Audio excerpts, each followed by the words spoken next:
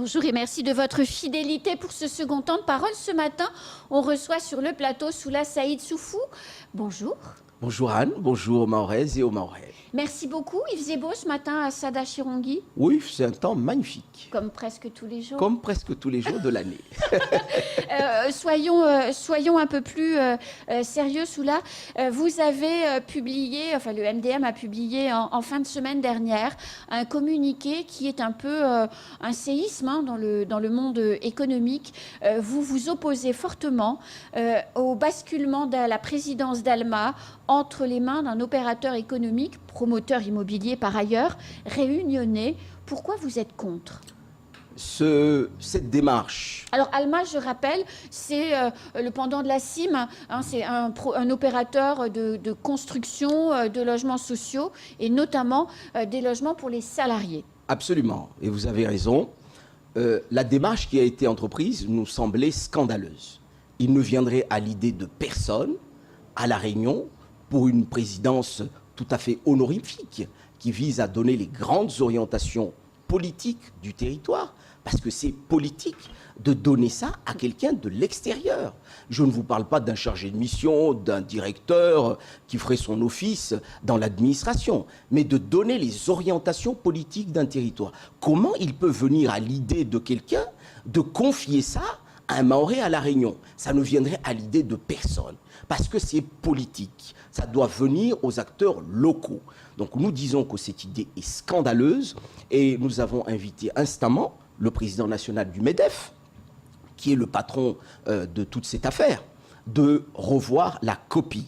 Parce que Mayotte ne peut pas accepter cet affront de considérer que les Mahorais ne savent pas ce qu'ils veulent et ne peuvent pas donner des orientations politiques sur le logement à Mayotte. Parce qu'aujourd'hui, Alma est présidée par un opérateur économique qui d'ailleurs n'est même pas dans le secteur de l'immobilier et ça se passe bien puisque Alma a des programmes en chantier et construit et a su choisir de s'adosser sur des programmes de construction de zones d'activité. Donc le job se fait et ça marche plutôt bien. Oui, mais c'est la raison pour laquelle nous disons pourquoi humilier ainsi les Mahorais? Mais est-ce que c'est pour punir les opérateurs économiques mahorais des élections internes au MEDEF, les dernières élections internes, qui se sont super mal passées, il faut quand même le reconnaître, qui ont terminé au tribunal, et que le MEDEF, qui a l'habitude de désigner les présidents d'Alma, enfin en tout cas d'Action Logement dans les territoires, a dit on va tous les virer et on va aller chercher du 109 à La Réunion. Vous vous rendez compte de ce que vous dites?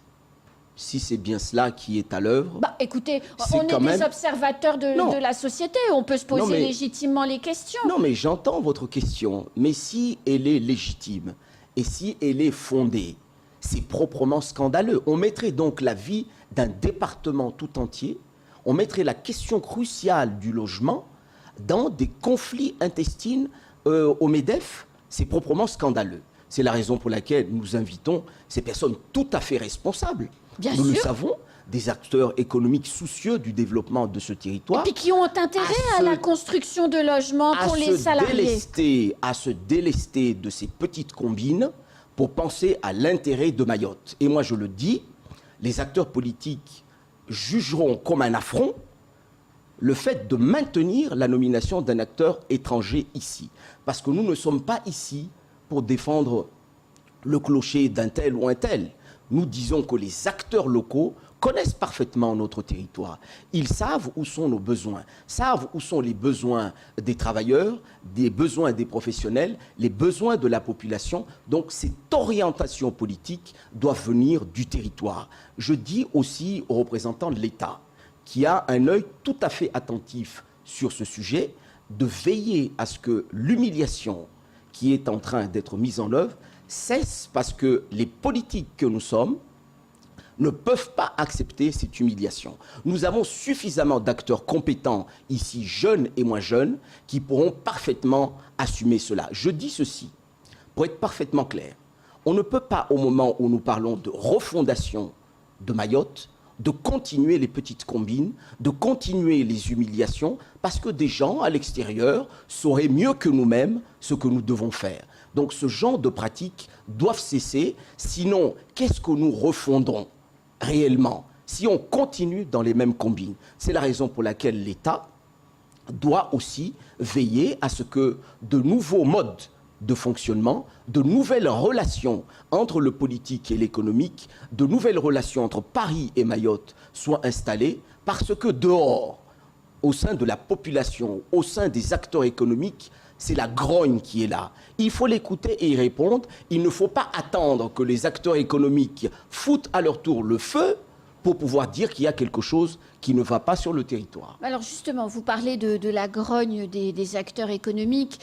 On ne peut pas entendre ça sans penser à ce qui se passe au mouvement actuel en cours au niveau de la CADEMA, où les chefs d'entreprise réclament le paiement de leurs factures liées aux interventions qu'ils ont fait pour la CADEMA dans le cadre de Chido, enfin en tout cas de post-Chido.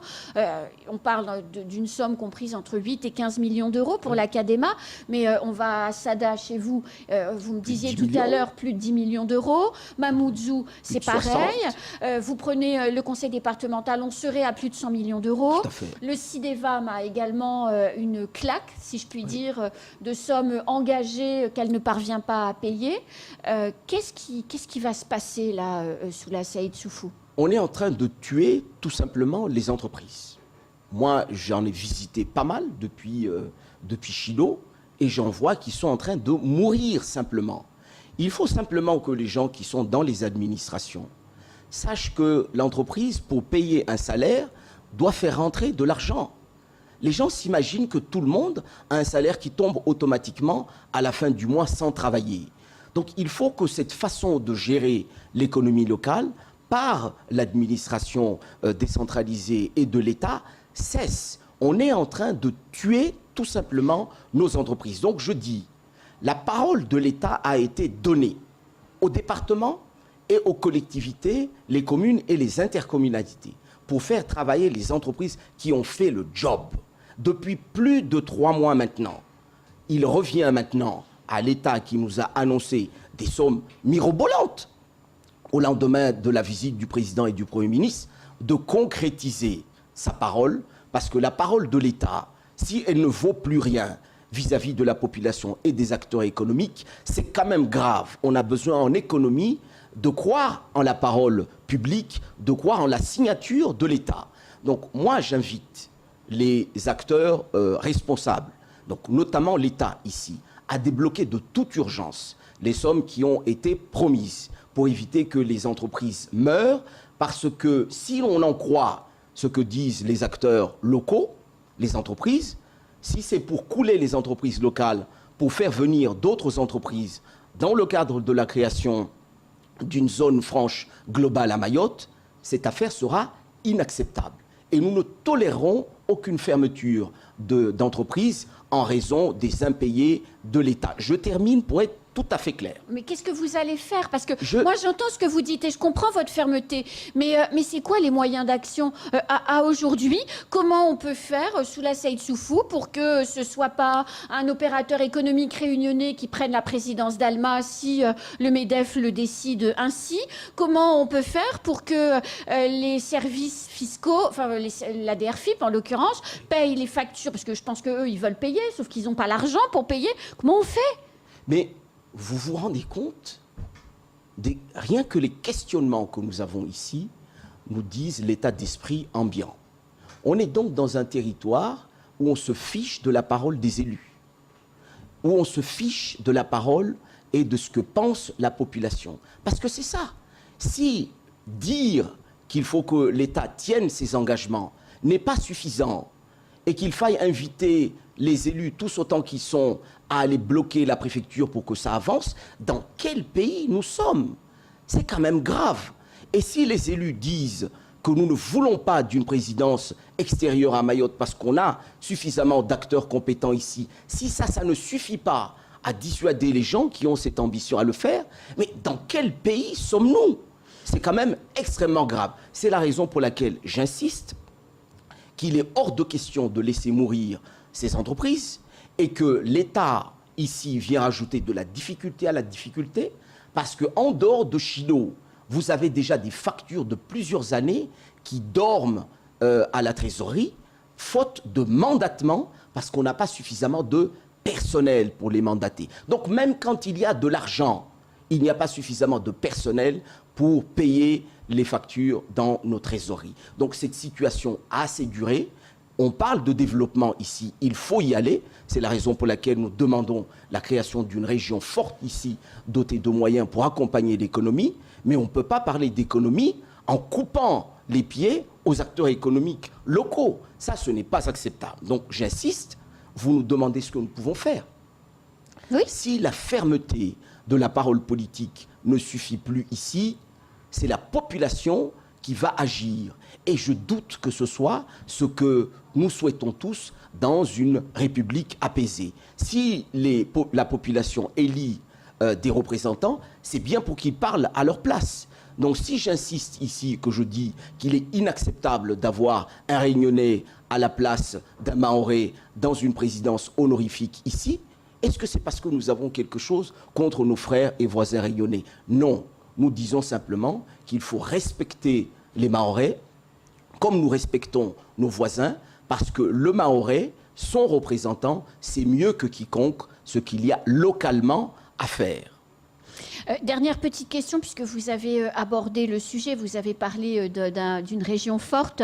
C'est le sujet qui commence à monter depuis 24 heures dans les discussions. La réforme du mode de scrutin pour le conseil départemental et cette future assemblée unique, élection prévue en 2028. On entend déjà ici et là du tripatouillage de comptes. Oui. Alors entre le nombre d'électeurs, le nombre d'habitants et le nombre de postes à pourvoir. Vous en pensez quoi, vous, Soula Saïd Soufou? Je pense que nous pensons tous au département, du moins officiellement. Je ne sais pas en coulisses ce que chacun négocie, parce que visiblement c'est à la mode. Mais unanimement, nous avons voté dans l'avis que nous avons transmis au gouvernement l'idée qu'il faille supprimer ces sections avec des postes qui ne correspondent à rien. Nous avons demandé à avoir une circonscription unique, une liste unique territoriale qui puisse permettre de dégager des majorités claires, de porter des projets de développement économique clairs. Pour le moment, ce n'est pas la ligne du gouvernement. Mais le gouvernement a dit il faut amender. Alors, est-ce que l'amendement sur justement cette organisation du scrutin, est-ce que cet amendement a été déposé au Sénat et par qui? Et est-ce qu'il y a une chance politique que ça aboutisse? C'est-à-dire une majorité est-elle en train de se constituer autour de cette liste unique? Je précise quand même quelque chose. Avant que le gouvernement ne dépose le texte, nous l'avons travaillé avant qu'il soit présenté au Conseil des ministres. Nous avions déjà dit que nous étions opposés à la rédaction qui a finalement été déposée. Donc nous considérons là qu'il y a déjà un problème. Si on n'écoute plus les élus, la principale collectivité qui est concernée par cette réforme, nous sommes extrêmement dubitatifs sur la suite de l'adoption de ces amendements en séance au Sénat ce mois-ci et à l'Assemblée plus tard. Je ne sais pas encore qui de nos parlementaires va déposer cela, mais nous l'avons demandé à l'ensemble des parlementaires de porter cela, parce que nous pensons que c'est une liste unique qui va permettre de dégager des majorités claires et des projets clairs. C'est la volonté des Mahorais. Parce que là, avec cette histoire, et ce sera ma dernière question, parce que là, avec cette histoire de circonscription, quelque part où on raisonne par territoire intercommunal, quelque part on recrée un troisième tour. Absolument, et c'est de la tambouille. Les Mahorais ne sont pas d'accord avec ça. Nous les avons consultés avant d'adopter notre avis en séance, et ils sont totalement opposés. Ils veulent une clarification. Merci beaucoup, Soula Saïd Soufou, pour toutes ces précisions. C'est moi. Vous reviendrez bientôt? Naturellement. Pour nous dire qui va devenir président d'Alma? Peut-être. Allez, c'est la fin de ce temps de parole. Tout de suite, la suite de nos programmes.